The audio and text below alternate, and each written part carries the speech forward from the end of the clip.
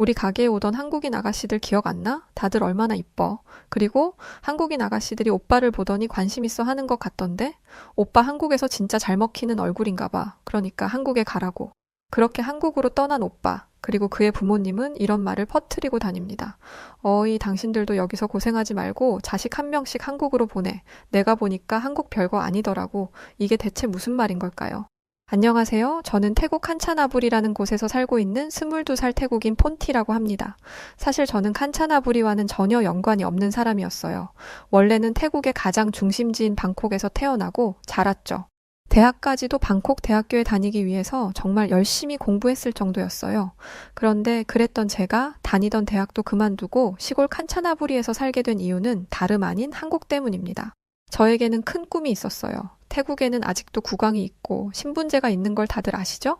과거에는 이 신분이라는 게 넘볼 수 없는 영역이었지만 이제는 돈만 있으면 충분히 신분 상승을 할 수 있다는 생각이 태국인들 사이에 자리 잡고 있어요. 물론 대놓고 신분이 바뀌지는 않지만 돈이 있으면 하이소와 같은 높은 신분의 사람들처럼 먹고 살 수 있으니까요. 그래서 전 명품백도 사고 외제차도 사고 떡 벌어지는 좋은 집에서 살겠다는 생각 하나만 하고 살았습니다. 그런데 좀 부끄럽지만 제 능력으로 부자가 될 생각은 아니었어요. 태국 여자들은 좋은 대학에 나와서 적당한 회사에서 회사 생활하다가 남자 잘 만나는 게 제일 쉬운 방법이기 때문에 좋은 집안 사람들이 선호한다는 무난한 학과에서 공부를 했죠. 저는 오랫동안 부잣집에 시집갈 생각을 하면서 살았기 때문에 앞으로 제가 어떤 길을 가야 하는지가 명확하게 정해져 있었어요. 부모님과 제 오빠도 이런 제 꿈을 알고 있었고 제가 좋은 집에 시집가면 저희 집안까지도 살아날 수 있다는 걸 알고 계셨기 때문에 제가 커갈수록 외모를 치장할 수 있도록 도움을 많이 주셨죠. 공부에 관한 데도 지원을 아끼지 않으셨고 말이죠. 제가 외모나 공부머리가 좀 괜찮은 편이거든요. 그런데 대학 입시를 앞두니까 지원이 좀 부족하더라고요. 어느 정도 좀 산다는 집안 애들에 비해서 말이죠. 그래서 기댄 게 바로 오빠였습니다. 오빠는 저에 비해 성공에 큰 관심이 없었어요. 그냥 보통의 태국인들처럼 무난하게 살 생각이었죠. 부모님은 관광객들을 대상으로 수제 비누집을 운영하셨는데 부모님이 장사하시는 데에서 같이 비누나 만들면서 살 거라고 하더군요. 좋은 집안에 시집가기 위한 첫 번째 발판인 대학 입시의 문턱에서 위기를 맞닥뜨린 제 눈에 그런 오빠가 들어왔습니다. 오빠가 더 열심히 돈을 벌어서 제 앞가림에 돈을 보태면 상황이 좀 나아질 것 같았죠. 부모님은 제 설득을 들어주셨고 오빠에게 한국에 가서 돈을 좀 벌어보면 어떻겠냐고 하셨습니다. 당연히 오빠는 싫다고 했죠. 그런데 아버지가 한 말씀을 하시자 움찔거리는 게 보였어요. 우리 가게에 오는 한국인 아가씨들 기억 안 나냐? 다들 얼마나 이뻐? 그리고 한국인 아가씨들이 너 보면서 하는 거 보니까 네가 꽤나 한국에서 잘 먹히는 얼굴인 것 같더라. 실제로 제가 좀 괜찮은 외모인 만큼 오빠도 태국 남자들 중에서는 잘생긴 축에 속했어요. 생각해보니 가게에 오는 한국인 여자 손님들이 오빠를 마음에 들어 하는 것 같더라고요. 웃으면서 말도 잘 걸고. 보통 잘 사는 나라에서 온 여자들은 우리 같은 동남아 출신 남자들한테 눈길도 안 주거든요. 무시하는 경우가 더 많죠. 하지만 한국인 손님들은 그런 것도 없었어요. 남자 손님들도 마찬가지였습니다. 제가 가게에 있으면 저한테 뭐라고 질문하는 경우가 많았는데 늘 친절했죠. 솔직히 번호를 물어보려는 사람도 있는 것 같았어요. 그때는 한국에 돌아가면 만날 수 있는 방법이 있는 것도 아니니까 못 물어본 거겠지? 라고 생각했습니다. 그때는 그랬어요. 쫄딱 망해서 칸차나부리로 오기 전까지만 해도 저는 외모나 공부머리 등등 모든 것에 대한 자부심이 강했거든요. 가난한 집에서 태어났다는 것만 빼고요. 오빠는 예쁜 한국인 여자들한테 네가 잘 먹히는 것 같다 라는 말에 꽂혔는지 바로 한국으로 가겠다고 했어요. 가서 한국 여자랑 결혼을 하고야 말 거라면서 말이죠. 저는 속으로 네가 한국 여자랑 결혼할지 말지는 관심 없고 가서 돈이나 보내라 라고 생각했지만 겉으로는 한국 여자보다 오빠가 더 아깝지 라고 말하며 오빠의 비위를 맞췄습니다. 제 이런 노력이 통했는지 오빠는 한국에서 굉장히 잘 적응한 것 같았어요. 한두 달 정도는 여행도 다니고 하면서 다니더니 3달째부터는 돈을 보내오더라고요. 오빠가 철이 없는 것 같아 보여도 부모님에 대한 효심은 깊은 편이었거든요. 솔직히 오빠가 처음 한국에 갔을 때는 돈을 벌어봤자 얼마나 벌겠나 싶었어요. 한국인들이 태국으로 여행을 많이 오기도 했고 씀씀이가 큰 편이기는 했지만 그게 한국이 태국보다 특별히 잘 살기 때문이라고 생각하지 않았거든요. 그리고 태국인들도 한국인만큼 한국으로 많이 여행을 가잖아요. 그래서 태국이 한국과 비슷한 경제력을 가지고 있다고 생각했습니다. 부모님이 오빠에게 한국행을 권유한 것도 한국이 태국보다 인건비가 좀 더 높기 때문이라고 생각했고요. 그리고 오빠의 얘기로는 태국인들이 한국인들보다 임금을 더 받는다고 하더라고요. 그 이유는 다름 아닌 태국인들이 한국인들보다 일을 더 잘하기 때문이었어요. 한국인들은 태생적으로 게을러서 같은 돈을 주고도 태국인보다 일을 덜 하는데 그에 반해 태국인들은 손이 빠르고 빠릿빠릿했다는 거죠. 그리고 저는 오빠가 어렸을 때부터 부모님의 비누가게 일을 도왔었기 때문에 한국인들보다 훨씬 일을 잘할 거라고 생각했습니다. 아니나 다를까 오빠가 보내는 돈은 점점 늘어나더니 처음에 보내던 돈의 10배나 되는 돈을 보내기 시작했습니다. 부모님은 처음엔 걱정하셨어요. 오빠가 얼마나 고생을 많이 하길래 이렇게 큰 돈을 보내나 쉬엄쉬엄 하라고 매일같이 전화를 하실 정도였죠. 그런데 오빠의 목소리가 항상 밝더라고요. 힘들지 않게 일하고 있으니까 걱정하지 말라면서 전화를 할 때면 더 큰 돈을 보내주기도 했죠. 그럴수록 저는 한국이 별 볼 일 없는 나라라고 생각했습니다. 오빠가 하는 일은 굴착기로 땅을 파는 일이었는데 한국인들은 그것마저도 배울 능력이나 돈이 없어서 오빠가 사는 지역 굴착기 일은 오빠가 다 하는 중이라고 했거든요. 게다가 굴착기 모는 기술은 오빠가 한국에 가서 배운 거였어요. 평생 태국에서 살던 외국인도 배우는 기술을 한국인들은 돈이 없어서 못 번다니 한심하기 짝이 없더라고요. 그렇게 저희 가족은 점점 오빠가 보내주는 생활비에 익숙해져 갔습니다. 저는 그 돈으로 비싼 과외 선생을 붙여 공부를 했고 원하던 대학에 입학했어요. 대학에 가니 부잣집 친구들이 많더라고요. 그 친구들과 어울리려면 어떻게 해야겠어요? 당연히 친구들과 수준을 맞춰야겠죠. 그래서 친구들처럼 비싼 명품 옷을 입으려고 했고 파티에 초대받기 위해서 별의 별짓을 다 했습니다. 하지만 걱정은 없었어요. 무능력한 한국인들 사이에서 능력을 뽐내며 돈을 버는 오빠가 있었으니까요. 저희 부모님은 오랫동안 하던 수제비누 집도 정리하셨습니다. 정확히 말하자면 오빠가 보내주는 돈이 있으니 더 이상 가게 일을 할 필요가 없어졌어요. 매일같이 만들어야 했던 비누도 더 이상 만들지 않았다 보니 재고가 떨어졌고 손님이 왔는데도 무심하게 앉아있자 점점 가게에 손님들의 발길이 줄어들기 시작했죠. 이쯤 되면 위기감을 느껴야 할 텐데 부모님에겐 그런 게 없었습니다. 어차피 우리 아들이 한국에서 돈 많이 벌어다 주는데 뭘? 이라는 생각이셨어요. 저도 비슷한 생각이었기 때문에 부모님의 수제비누 가게에 먼지가 쌓이든 말든 관심 없었습니다. 심지어 부모님은 가게가 문을 닫을 때 걱정하는 주변 상인들에게 이렇게 말씀하고는 하셨어요. 당신들도 여기서 고생하지 말고 자식 한 명 한국으로 보내. 한국인들이랑 섞여서 일하면 힘들 것 같지? 내가 보니까 별거 아니더라고. 진짜? 정말이야? 그렇다니까? 여행 오는 한국인들이 잘 먹고 잘 사는 것 같다고 기죽지 마. 여행 오는 사람들이야. 특별히 잘 사는 사람들인 거고 실제로 한국에 가면 한국인들 전부 별 볼 일 없대. 이렇게 이야기하면 오랫동안 관광객들을 대상으로 일을 했던 주변 상인들은 반신반의하는 표정을 지으면서 부모님을 보고는 했습니다. 그럴 때면 두 분은 더욱 강한 목소리로 한국은 별 볼 일 없는 나라고 태국인들은 한국에 가면 엄청난 대접을 받는다 라고 주장하셨죠. 그때까지만 해도 이 말에 한 번에 동의하는 사람은 없었어요. 설마 한국이 그러겠어? 한국이 얼마나 잘 나가는 나라인데 뭔가 잘못 알고 있는 거겠지. 그래, 저 집 아들이 특별한 걸 거야로 생각했죠. 그런데 최근 있었던 그 유명한 사건 덕분에 저희 주변에 있던 모든 사람들이 제 부모님의 말에 적극 동의하는 일이 벌어지게 되었습니다. 바로 그 유명한 벤코리아 사태가 그 시작점이었죠. 이건 굳이 설명 안 해도 다 아실 거라고 생각해요. 그런데 요즘 한국에서는 이 문제가 그렇게 뜨겁지 않은 것 같더라고요. 예전이라면 몰랐겠지만 지금 생각해보면 한국인들 입장에서 태국인들이 벤코리안에 뭐내 떠들어대는 건 모기가 귀찮게 귀 주변에서 앵갱거리는 것과 다름이 없는 것 같습니다. 이걸 왜 전에는 몰랐는지 벤코리아 사태 이후 저에게 벌어졌던 일에 대해 자세히 말씀드려 볼게요. 태국의 유명 인플루언서가 한국에서 입국이 거절당했다는 소식을 듣고 저는 분노했어요. 저뿐만 아니라 제 주변 친구들과 가족 모두가 그랬죠. 이렇게 유명하고 돈도 있는 인플루언서가 한국 땅을 제대로 밟아보지도 못하고 쫓겨났다는 게 상식적으로 말이 안 되잖아요. 신분이 확실하지 않은 사람이나 입국 거절이 되는 거지? 대체 태국인이 입국 거절을 당할 일이 뭐가 있겠어요? 이건 명백한 태국인 차별이었습니다. 그런데 이때만 해도 한국인 입국 심사관 한 명의 편파적인 입국 심사일 거라고 생각했어요. 그래서 처음엔 어떻게 저런 사람을 입국 심사관으로 세워? 한국 수준 알만하다 라고 생각하면서 태국인들이 항의를 하면 한국이 정신 차리고 그 입국 심사관을 징계할 줄 알았습니다. 그런데 한국 정부가 보여준 태도는 정말이지 충격 그 자체였어요. 태국인들의 항의가 들리지도 않는지 오히려 태국인들의 입국 심사를 까다롭게 진행하겠다고 발표한 거죠. 게다가 이 인플루언서 이후로 한국에 들어가지 못하는 사람들이 더 많아졌더라고요. 저는 분노에 몸이 떨릴 지경이었어요. 아니, 1년에 한국에 가는 태국인이 몇 명인데 태국인들을 이딴 식으로 대해? 한국 망하려고 작정했대? 건들 걸 건드려야지. 어떻게 태국을 건들 생각을 해? 저는 당장 오빠에게 전화를 걸었어요. 그런데 이상하게 오빠와 며칠 동안이나 연락이 되지 않더라고요.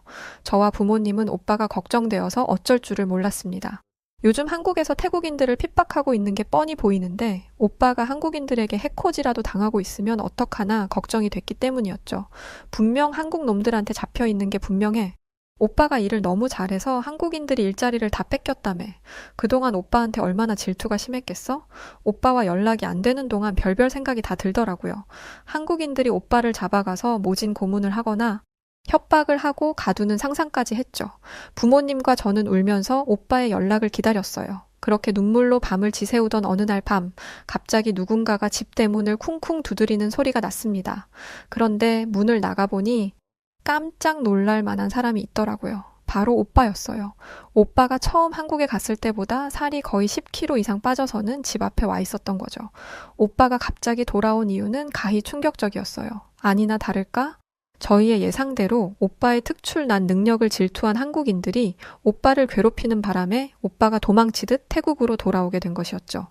불쌍한 오빠는 가족들에게 무척 미안해했어요. 가게도 접은 지 오래고 오빠가 없으면 저는 당장 학업을 중단해야 할 정도니까요. 하지만 한국에서 오빠가 겪었던 일을 들어보면 원망도 못하겠더라고요. 일단 오빠가 받은 임금은 실제로 받아야 하는 임금의 반도 안 된다고 했습니다. 능력은 한국인들보다 훨씬 뛰어남에도 불구하고 단순히 태국인이라는 이유로 차별을 받았던 것이었죠. 한국인들은 기본적으로 태국인들을 무시해. 아주 거만하다고. 나 한국 여자 좋아했던 거 알지? 그런데 실제로 한국 가보면 진짜 별로야. 여자고 남자고 상관없이 아주 더럽고 지저분해. 저는 한국이 별 볼 일 없어도 선진국 축에 속하는 나라이니 위생적인 부분은 괜찮을 거라 생각했습니다. 그런데 한국인들은 제대로 씻지도 않고 화장실 같은 것도 제대로 되어 있지 않아서 이동식 화장실을 전전한다고 하더라고요. 흔하디 흔한 그 공중 화장실이 없어서 말이죠. 저는 오빠에게 그런 데서 탈출한 게 다행이라고 위로했고 눈물이 앞을 가렸지만 학기를 마치지도 못하고 이사를 해야 했어요. 학기는 마치고 휴학을 하고 싶었는데 공부를 하는 동안 들어가는 조금의 돈도 없더라고요. 이런 상황에서 저희 가족의 원망은 딱 한 곳으로 향했습니다. 바로 한국이었죠. 저희 가족 모두는 벤 코리아를 외치며 한국과 관련된 모든 것들을 불태우고 찢어버렸습니다. 동네를 돌아다니다가 K자가 적혀 있으면 앞뒤 안 가리고 무작정 없애버렸죠. 그러면서 동시에 다른 의지할 곳을 찾기 시작했습니다. 그게 바로 일본이었어요. 잘 모르는 분들도 많으신데 사실 태국은 일본과 가까운 관계입니다. 일본의 경제력이 뛰어난 만큼 일본인들과 일본 기업의 투자를 적극적으로 받고 있거든요. 게다가 이번 기회를 몰아서 일본인들이 태국 진출에 열심이라는 소식이 현재 태국을 가득 메우고 있죠. 저희 가족은 아주 운 좋게도 태국에서 오랫동안 자리를 잡고 있었던 한 일본인 사업가를 만나게 되었어요. 오빠 덕에 씀씀이가 커진 저희 가족은 다른 건 다 줄여도 집 크기는 못 줄이겠다며 칸차나부리로 이사 올 때도 큰 집을 구했거든요. 집이 크면 허름하게 입고 다녀도 검소하게 보일만 하잖아요. 그래서인지 그 일본인 사업가도 저희 가족에게 검소한 모습이 보기 좋아 보인다면서 다가왔어요. 일본인 사업가 야마다 씨는 특히 태국을 좋아하는 사람이었는데 태국 음식에 정말 미치는 사람이었어요. 일본도 음식으로는 꽤 유명한 나라인 걸로 알고 있는데 일본 음식은 별 볼 일 없고 태국 음식이 제일이라는 말을 입에 달고 살더군요. 그러면서 아예 태국과 일본이 한 나라였으면 더 좋았겠다는 말을 하기까지 했습니다. 처음에는 태국을 칭찬하는 말이니까 기뻤는데 나중에는 이게 이럴 정도인가 싶을 정도로 야마다 씨의 말이 과하게 느껴지기 시작했어요. 아예 일본 왕실과 태국 왕실이 사돈 관계를 맺으면 어떨까요? 그러면 두 나라가 정말 가족이 되는 거 아닙니까? 지금 일본인들이 태국으로 많이 이주하려 하는 거 다들 알고 있죠? 두 나라가 힘을 합치면 정말 큰 강대국이 될 거예요. 그 시작이 왕실의 결혼이라고 생각합니다. 여러분은 어떻게 생각하세요? 부모님은 정말 좋은 생각이라면서 박수를 치며 좋아하셨는데 오빠는 아니었어요. 멋쩍은 웃음을 짓더니 애써 고개를 피하더라고요. 그런데 야마다 씨는 그런 오빠의 모습을 놓치지 않았어요. 쏨차이 군은 어떻게 생각하세요? 한국인들보다 일본인들과 사는 게 낫지 않겠어요? 한국에 돌아갈 생각은 없을 텐데 일본에 가서 살아보는 건 어떤가요? 저는 오빠가 이 기회를 잡을 거라 생각했습니다. 그런데 오빠는 이번에도 동의하지 않았어요. 야마다 씨가 적극적으로 설득을 했는데 예의상으로라도 대꾸하지 않더라고요. 저는 답답한 마음에 오빠와 단둘이 있을 때 따지듯이 물었습니다. 오빠, 이 기회를 잡아야지. 일본에 갈 수 있는 기회가 흔한 것 같아? 어차피 한국도 안 갈 거잖아. 왜 그래? 그러자 오빠는 한숨을 푹 쉬면서 충격적인 사실을 털어놓기 시작했어요. 폰티, 사실은 나 불법 체류자로 쫓겨난 거야. 저는 멍하니 서 있었어요. 오빠가 불법 체류자라니? 오빠처럼 성실하게 열심히 일하는 사람이 한국에 남아있으면 좋은 거 아냐? 그런 오빠를 왜 불법 체류자 취급하는 거야? 그러자 오빠는 더욱더 충격적인 이야기를 이어나가더라고요. 사실 나 굴착기 면허 없어. 그래서 태국에서 굴착기 일을 하라고 할 때 못 들은 척한 거야. 나 한국에서 막노동하다가 일 못한다고 쫓겨났어. 손도 느리고 꼼꼼하지도 않고 게으르다고. 이 말을 하는 오빠는 눈물을 뚝뚝 흘렸습니다. 고해성사를 하는 듯이 그동안 말하지 못했던 비밀들을 털어놓느라 힘들어 보이더라고요. 저는 오빠가 일을 못한다고 일에서 잘렸다는 게 믿기지가 않았습니다. 그럼 한국인들이 오빠보다 일을 잘한다는 건데 말이 안 되잖아요. 폰티. 한국인들의 일머리는 그야말로 상상 초월이야. 나는 하루 종일 할 일을 반나절도 안 돼서 끝내놓고 점심을 먹으러 가자고 해. 일뿐만이 아니야. 모든 게 빠르다고. 한국에서 조금만 살다 보면 태국은 느려서 살 수가 없어. 게다가 생활 수준도 태국이랑은 비교가 안 돼. 어딜 가든 깨끗하고 더럽고 냄새나는 곳은 단 한 군데도 없어. 오빠는 저희 가족에게 거짓말을 한 것이었어요. 불법 체류자로 일을 하다가 쫓겨난 게 부끄럽고 그동안 거짓말을 한 게 창피해서 애꿎은 한국에게 누명을 씌우고 한국에게 손가락질을 했던 것이었죠. 저는 충격의 말을 이을 수가 없었습니다. 게다가 이번에 한국이 태국인들에 대한 입국 심사를 강화한 게 모두 불법 체류 때문이라는 사실에 또 한 번 충격을 받았죠. 그런데 한 가지 이상한 게 있었어요. 오빠는 일에서 쫓겨났다고 했지만 어쨌든 큰돈을 보내왔잖아요. 알고 보니 오빠는 불법 체류를 한 것도 모자라서 불법적인 일에 손을 댄 것이었습니다. 심지어 그런 불법적인 일을 하는 사람들의 대다수가 태국인들이었다고 해요. 오빠는 이 사실을 알았기에 한국 정부가 태국인 불법 체류자들에 대한 칼을 뽑아 들었을 때 올 것이 왔다라고 생각했다고 합니다.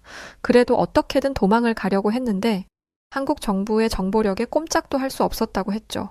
저는 제가 들은 말을 도저히 믿을 수가 없었어요. 아니, 믿고 싶지 않았습니다. 사실 그 짧은 시간 동안 집 렌트비를 내느라 집에 빚이 쌓였고 그것 때문에 매일 같이 집주인과 빚쟁이들이 저희 집에 찾아왔었거든요.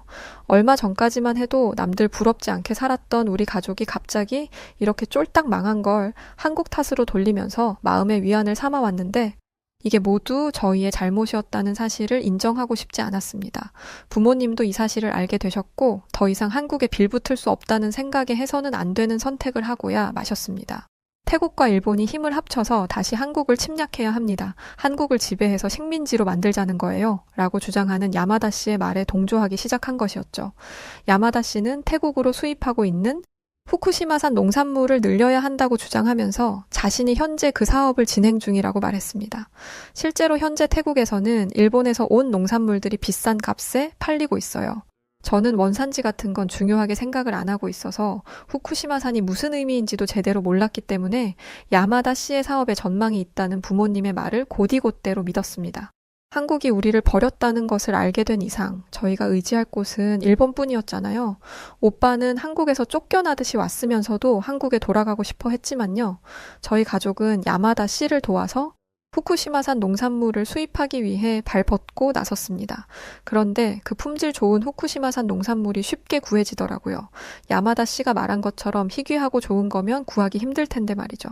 이런 의문의 야마다 씨는 그래서 값이 비싼 겁니다. 제가 오랫동안 사업을 했다 보니 좋은 거래처들이 많아서요. 저한테 우선으로 물건을 넘기고 있는 거예요. 라고 대답을 했습니다. 저희는 그 말을 철석같이 믿었죠.